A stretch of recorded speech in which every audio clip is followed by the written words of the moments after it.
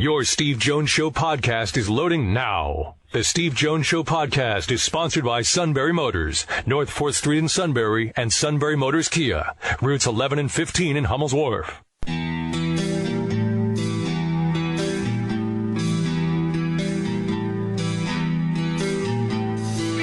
Sports talk where your voice counts. This is the Steve Jones Show on Newsradio 1070 WKOK. Now from the Sunbury Motors Studio, here's Steve Jones.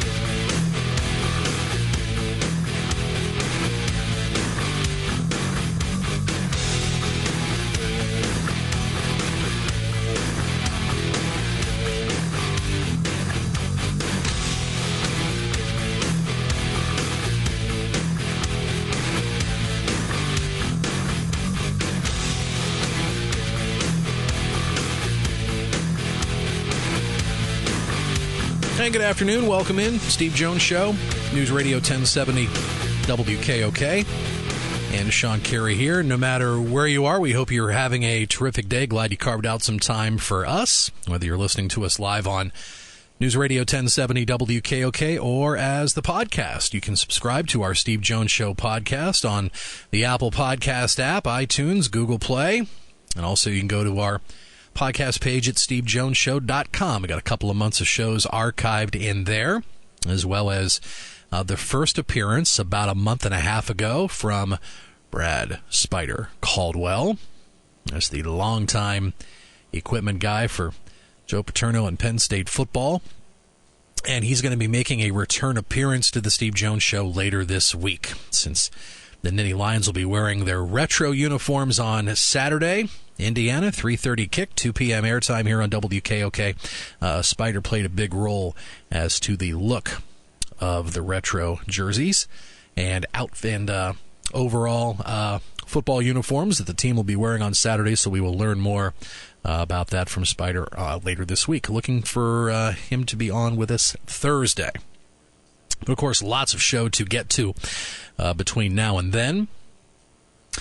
Looking forward to having on today Neil Coulong, the NFL writer from USA Today Sports, make his weekly appearance, talk about the Steelers and that upset loss in overtime to the Bears. And next up for Pittsburgh will be their rivals, the Baltimore Ravens. Steelers head to Baltimore on Sunday. That'll be 11 a.m. airtime, kickoff 1 p.m. over on 100.9 The Valley. And Dave Rebson, the Rever, Big Ten Network, scheduled to join us today as well. Now, looking ahead to tomorrow's show, the longtime Penn State writer for the Reading Eagle, Rich Scarcella. Rich will be back on to join us. And a great longtime friend of Steve's, Wheels, Chris Wheeler, the longtime Philadelphia Phillies broadcaster on both the radio and TV networks, now the ambassador for the baseball team. So if Wheels check in tomorrow, get his take on this past season and the overall optimism that's heading into the 2018 season for the Phillies. Speaking of the Phillies, tonight they thought they were going to see Bryce Harper in the other dugout last night as they were starting their series with the Washington Nationals. Harper's been out of the lineup since August the 12th, with a bone bruise in his knee and a left calf strain, but has been battling the flu lately, so that kept him out of the lineup for another day. So it's possible tonight Harper could be back in the lineup when Washington and the Phillies will play their second game of 3 at Citizens Bank Park. But the Nationals did improve with a record of 26-16 with Bryce Harper out of the lineup. They defeated the Titans last night 3-1. And your starting pitchers tonight, Gio Gonzalez for the Nationals. And they needed 3 wins in their final 6 to tie the franchise's single-season record. Gonzalez 15-7. This will be his final postseason tune-up. And the left-hander will go up against Phillies right-hander Jake Thompson, 2-2 with a 4.14 ERA. We'll have that for you tonight here on WKOK. We got 6:30 airtime tonight for On Deck with Jim Jackson, and then 7:05 first pitch with Scott Fransky and Larry Anderson here on WKOK. Big news in college basketball today. FBI is involved with this. And you bring in the FBI, 9 chances out of 10, maybe 10 chances out of 10, it's not a good thing. But 4 basketball coaches, assistant basketball coaches, from USC, Oklahoma State, Auburn, and Arizona were among those arrested today on federal corruption charges. They were caught taking thousands of dollars in bribes to steer NBA-destined college stars towards certain sports agents and financial advisors. Coaches named in court documents are Auburn's Chuck Person, Oklahoma State's Lamont Evans, Emmanuel Richardson from Arizona, and Tony Bland from Southern Cal. Not immediately clear who would represent them in initial court appearances. Also charged in Manhattan federal court were managers, financial advisors, and representatives of a major international sportswear company. According to June Kim, the U.S. attorney with the Southern District of New York, there was a press conference today.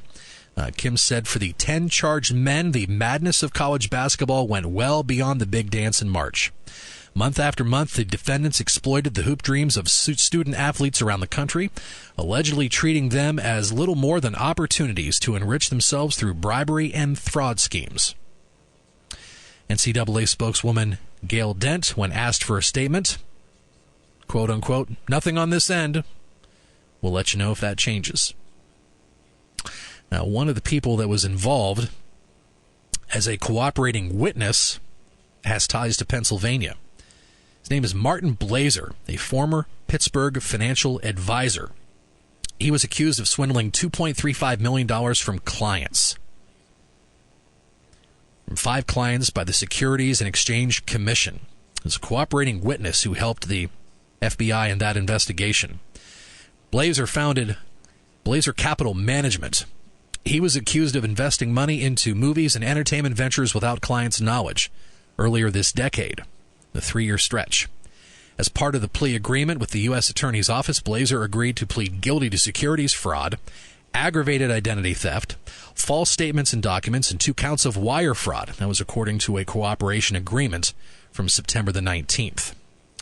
In other charges, Blazer was accused of a scheme to commit wire fraud in or about 2000 to 2013, making payments and loans to NCAA athletes in order to induce the student athletes to retain the defendant as a financial advisor and or business manager.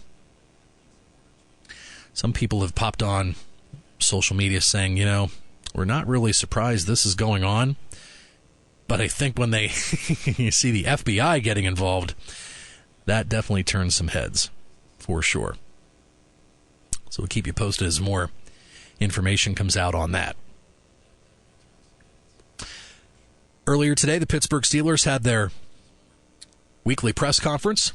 Steelers head coach Mike Tomlin. Of course, the Steelers have been in the news quite a bit, especially since the right before the kickoff of the Bears game at Soldier Field on Sunday, when the Steelers players did not come out onto the field for the national anthem. And Tomlin spoke to the media in regards to that. He said, going forward, going to minimize questions about demonstrating during the national anthem.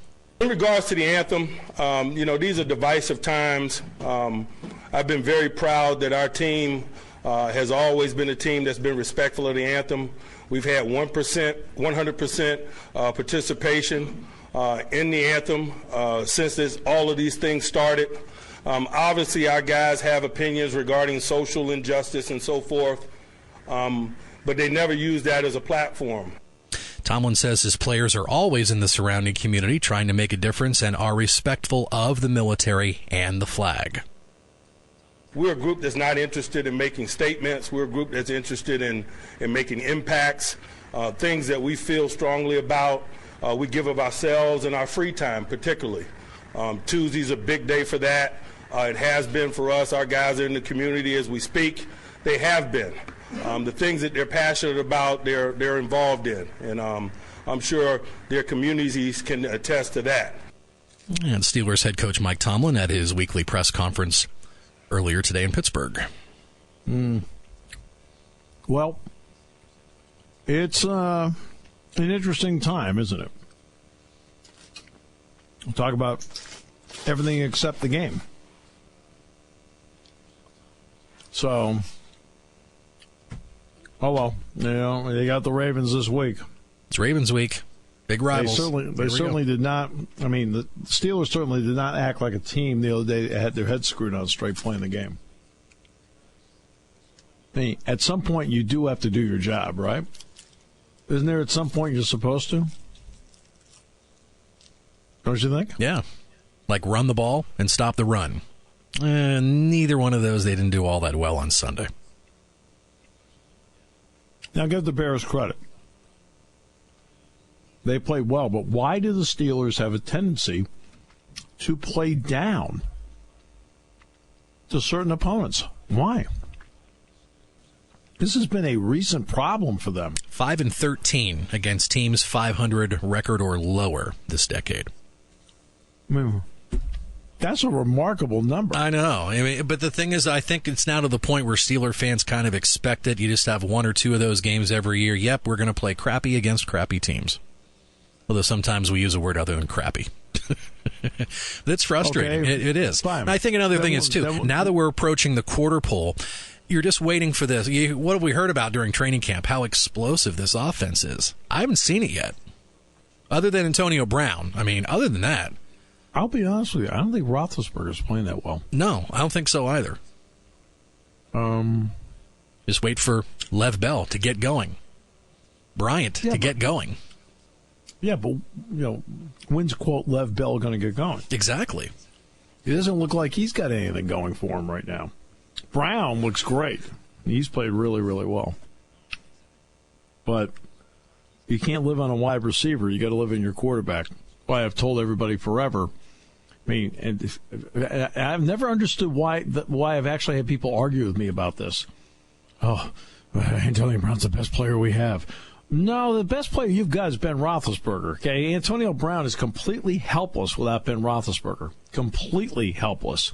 Meanwhile, Roethlisberger is not completely helpless without Antonio Brown. I mean, it's not even a debate in my mind. If you remove Antonio Brown from the Steeler lineup, can you still win? Yes. If you remove Ben Roethlisberger for a season from the lineup, will you win? The answer is no.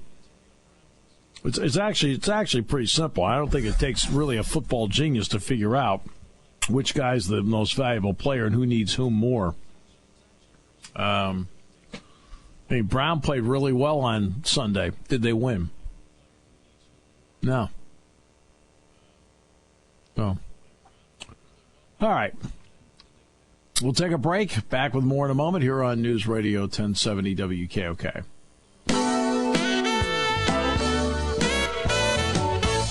Was that a game winner? That was no field goal. Was that an extra point? One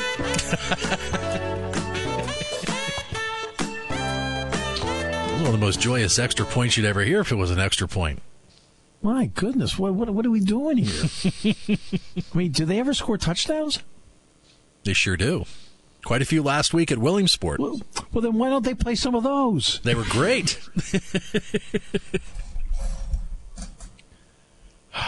I mean, we're the only ones in the world that play promos of field goals in the second quarter. I mean, what was that moment we just heard? I don't know. I'm asking you, what was it? I don't know. I have to listen to it again. Well, play it back. I didn't put it together. Well, let's play it back. You can bring it up on the computer. Yeah. Find it again. Okay. This will be great.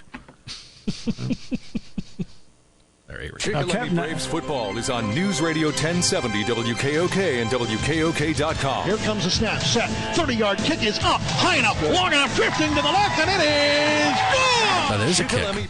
Well, how about that? Maybe, did they kick in overtime? To the best of my knowledge, no. Thought they just had a touchdown. Okay, so we're getting like the end of the first quarter kick, and it's like, that's the promo? Come on out and watch us kick field goals?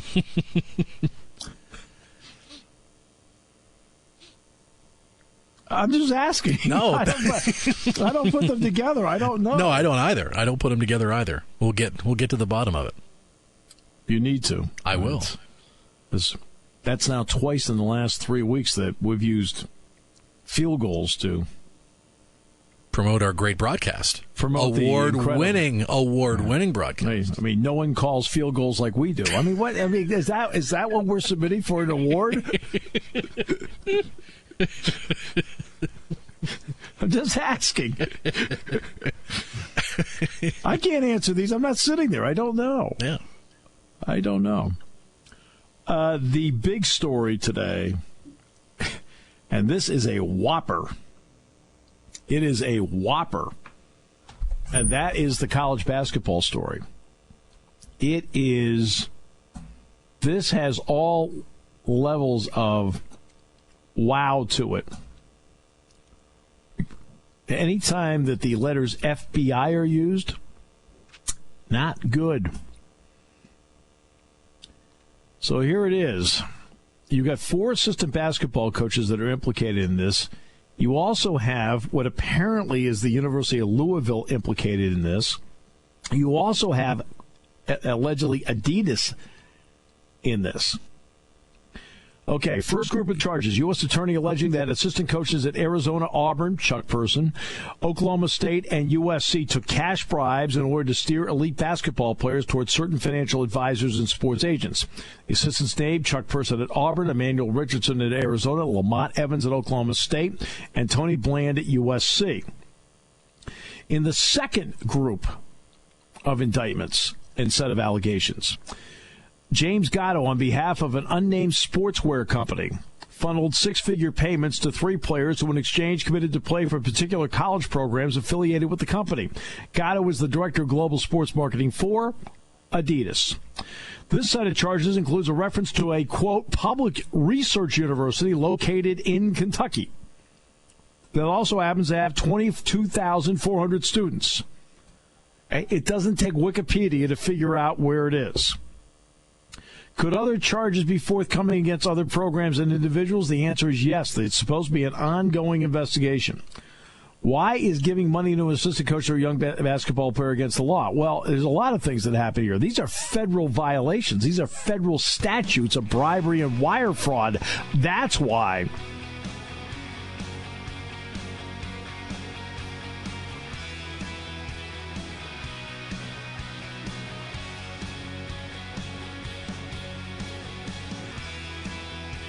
This is not a small story. This is a gigantic story.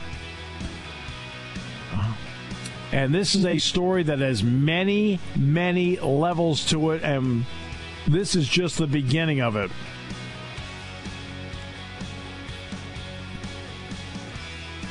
We'll get into more of that in a bit. Matt Leon next. We'll talk about the great win by the Eagles on Sunday. This basketball story today is the story. Wow. Taking your calls at 800-795-9565. This is the Steve Jones Show on Newsradio 1070 WKOK. Now from the Sunbury Motors Studio, here's Steve Jones. That is a big story about the name Adidas being linked in with assistant coaches and steering players and recruits going to schools that wear the brand. This date in sports history. 1919, the St. Louis Browns beat the Yankees 6-2 in a game that lasted 55 minutes. Thanks for coming to today's game.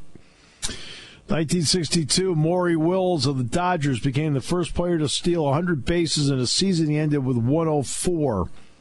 Fifth no-hitter for Nolan Ryan this date, 1981, 5-0 over the Dodgers.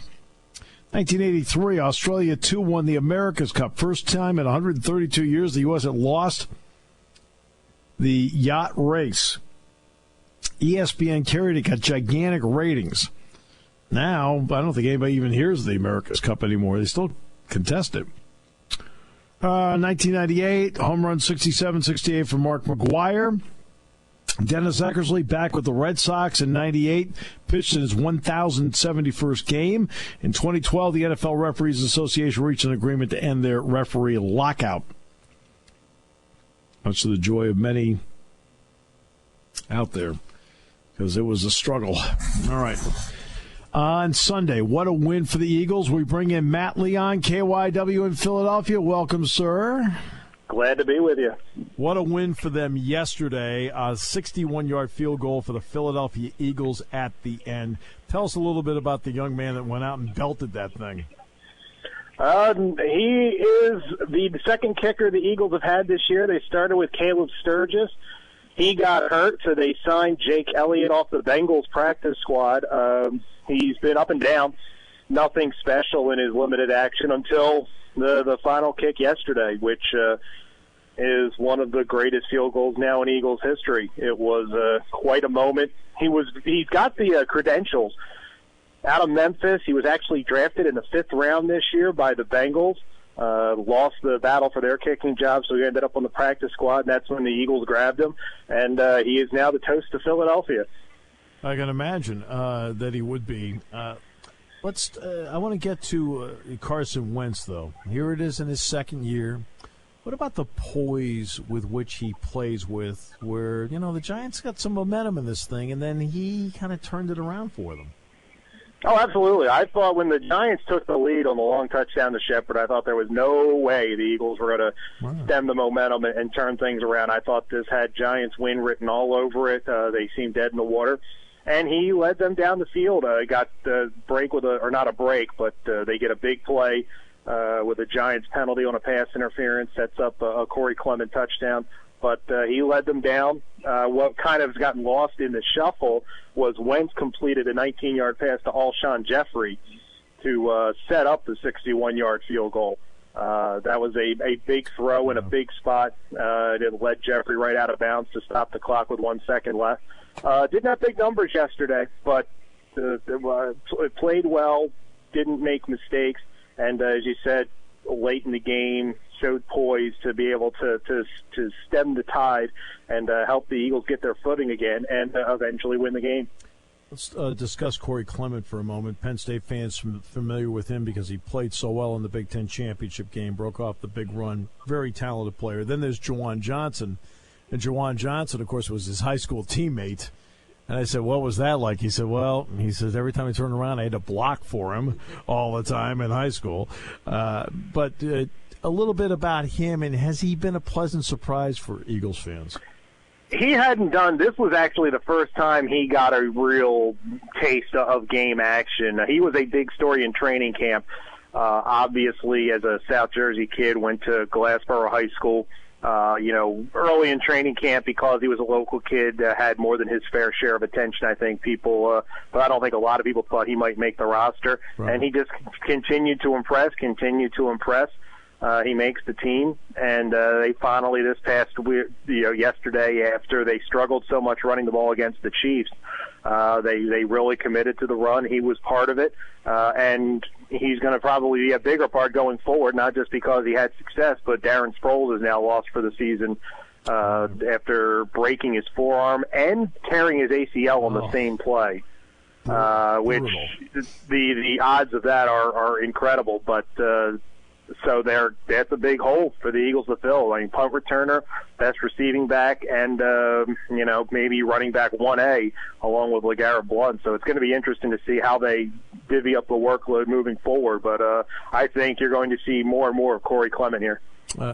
I want to get to Sproles, just a quick tribute to him. Here's a guy that came out of Kansas State, between the Saints, now the Eagles. Is it safe to say in a lot of ways he really has maximized his talent in the league with a really good run? Oh, no question about it. I don't know that there's been a you talk about the all-purpose threat. I mean, you probably got to go back to the best all-purpose threat since Brian Mitchell?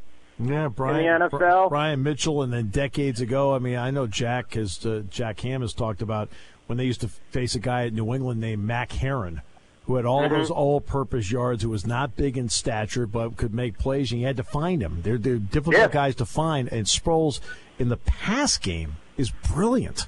He's brilliant. Yeah, no, absolutely.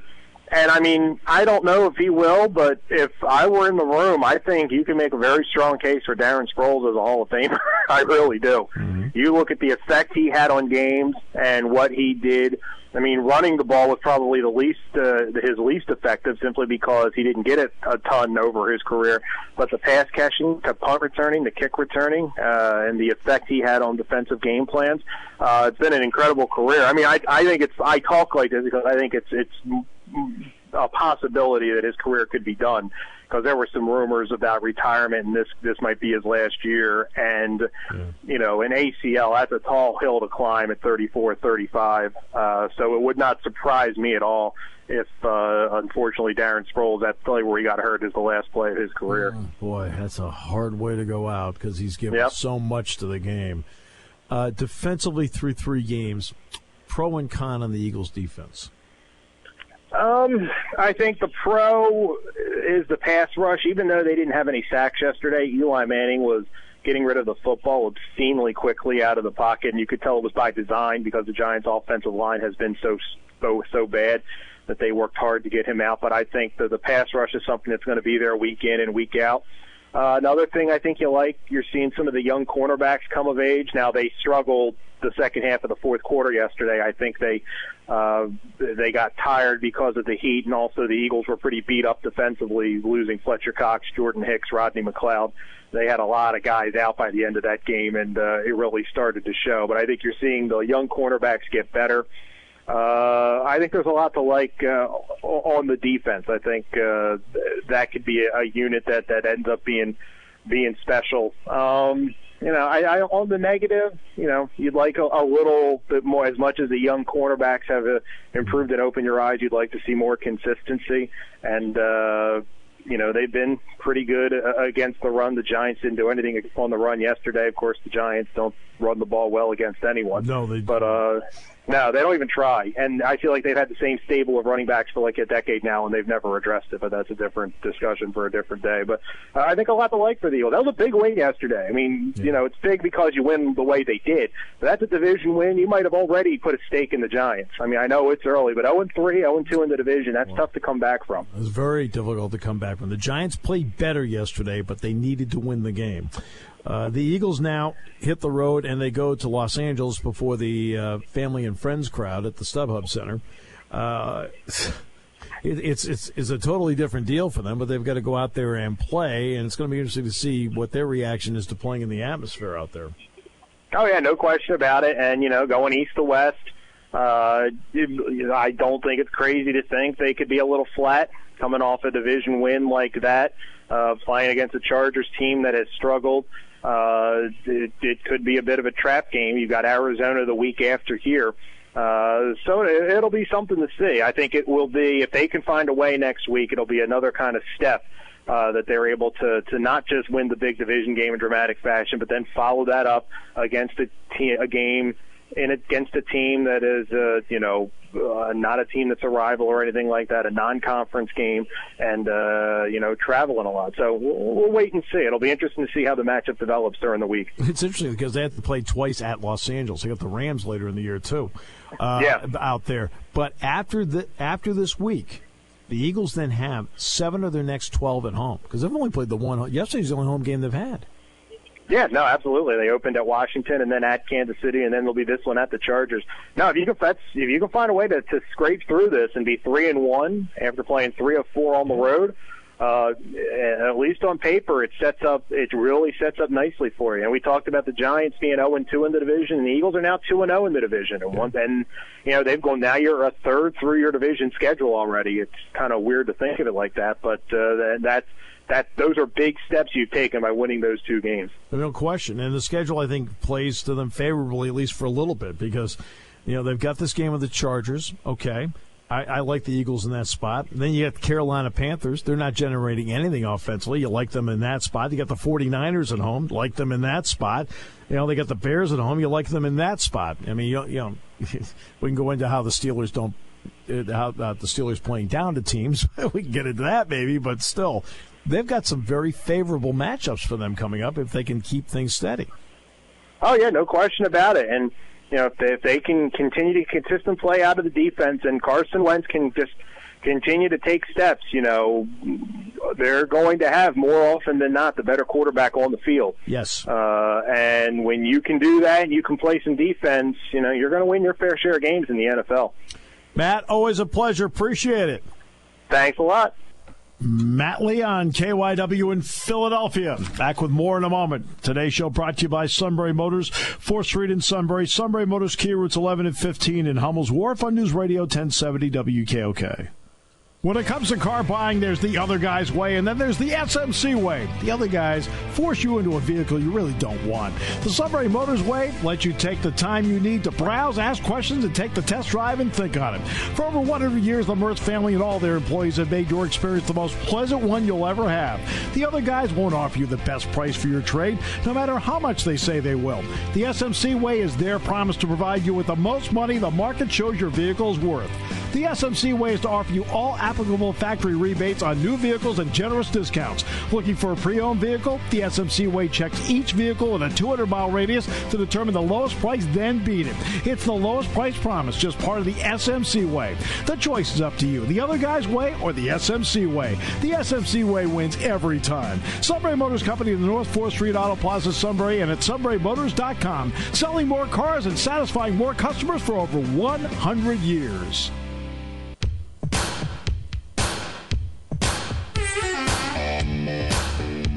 We were talking to the suit during the break. Evidently, they've got a great call of a fair catch from the game the other night.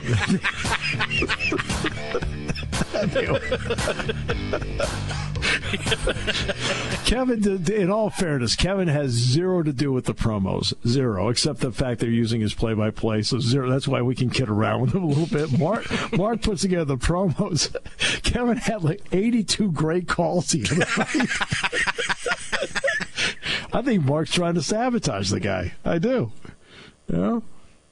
What is Shikellamy now? 3-1? 4-1? 3-1. Shikellami's now 3-2. 3-2. Shikellamy 3-2, and they head to Shamokin Friday night. It bothers me when the play-by-play guy in the background has to guess. No, wait a minute. Well, we both looked at each other. 3-1. No, wait, no, 3-2.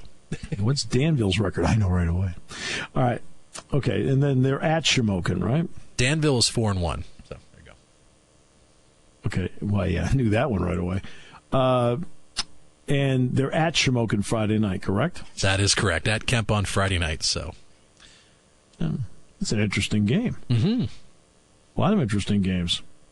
I'll tell you, that Selinsgrove game is going to pay dividends over and over. That's going to be the gift that keeps on giving.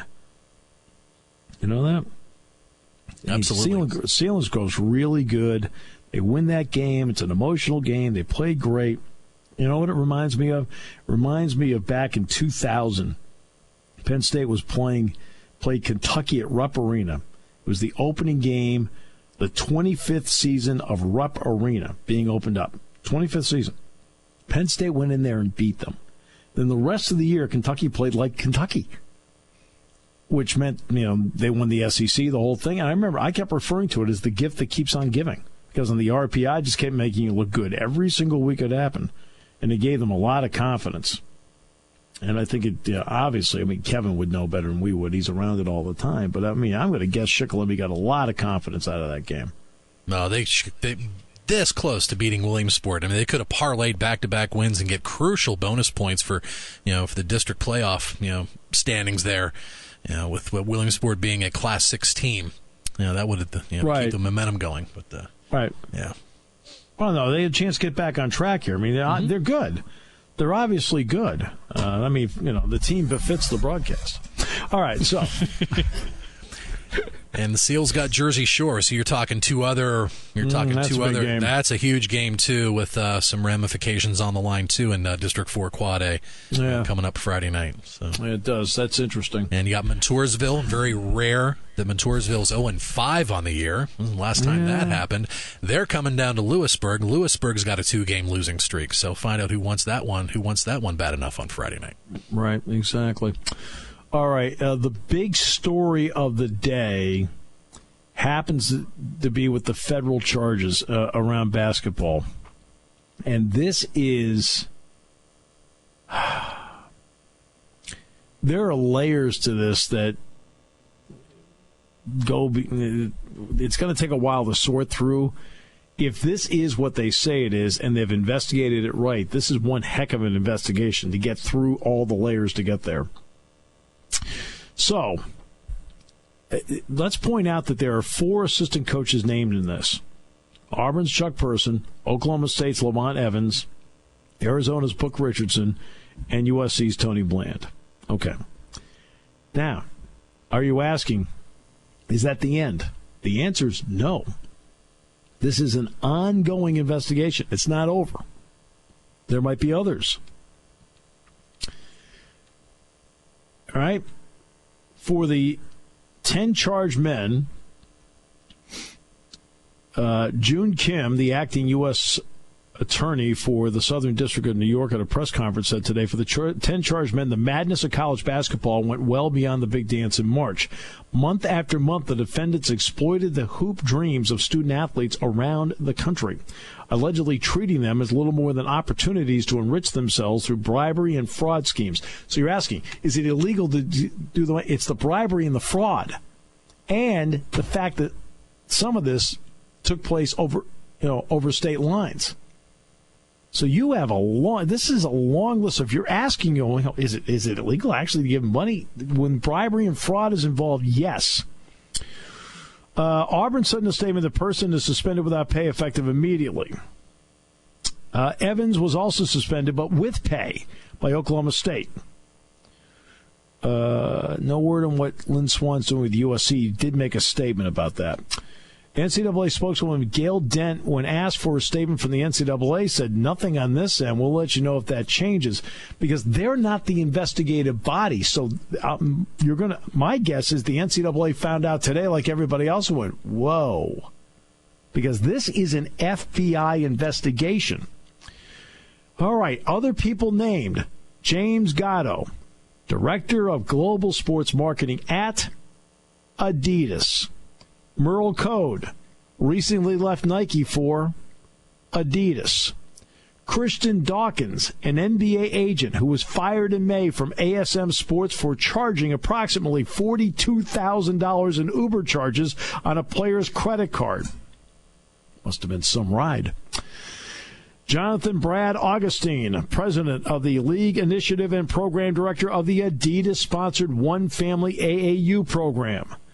Manush Sood, a financial advisor. Rashawn Michelle, former NBA official who founded Thompson Bespoke Clothing, a custom clothier for athletes.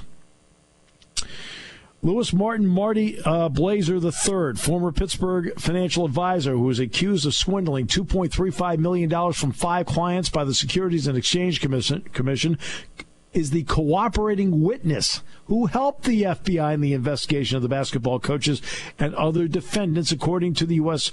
Department of Justice documents obtained by ESPN.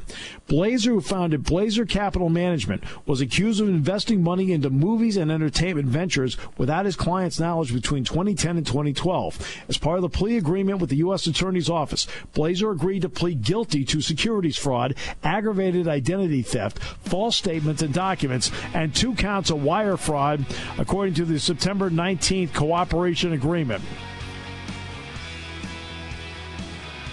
I mean, the layers of this are wow, wow, wow, and wow.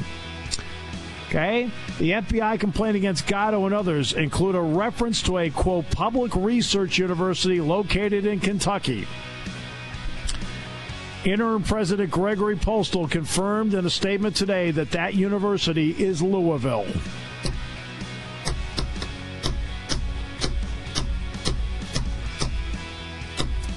They are identified in the document as University 6, which includes payments of $100,000 from a sports apparel company to the family of the unnamed player, described as Player 10. And by the way, we also know who Player 10 is, by the way, which we'll tell you about a little bit. Your home for the Phillies. Newsradio 1070 WKOK and WKOK.com. This is WKOK Sunbury.